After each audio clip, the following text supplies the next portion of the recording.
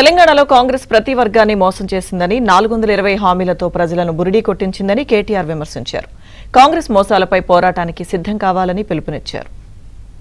తెలంగాణ ఇయాల మనం పాట పాడుకునే పరిస్థితి వచ్చింది. ఎవని పాలైందిరా తెలంగాణ అని చెప్పి ఇలా పాట పాడుకునే దుస్థితి వచ్చిన మాట వాస్తవం. కానీ బాధ ఏం లేదు, బాధ ఏమీ లేదు. ఎందుకంటే ప్రజలకు కూడా కొన్ని విషయాలు, ఎందుకంటే అప్పుడప్పుడు కొన్ని జరుగుతాయి, నిర్ణయాలు అట్లా జరుగుతాయి, ఆ క్షణంలో కొన్ని జరుగుతుంటాయి. కానీ ఎప్పుడు తెలుస్తుందంటే అమ్మ విలువ కానీ అన్నం విలువ కానీ ఉన్నప్పుడు తెలియదు, లేనప్పుడే తెలుస్తుంది. ఇవాళ అదే పరిస్థితి తెలంగాణలో. వాళ్ళ మొత్తం రాష్ట్రంలో వీళ్ళు వాళ్ళు కాదు, ప్రతి ఒక్కరూ కుత ఉడికిపోతున్నారు. ఈ వర్గం ఆ వర్గం అని కాదు, అందరూ ఇబ్బందులనే ఉన్నారు. ఆ అభయహస్తం అనే పేరు మీద ఇచ్చిన మేనిఫెస్టో ఏదైతే ఉన్నదో అది ఈ శతాబ్దపు అతి పెద్ద మోసం. అది ఒకటి కాదు, రెండు కాదు, 420 హామీలిచ్చి అందరినీ బురిడి కొట్టించి మొత్తానికి గద్దెనెక్కిండు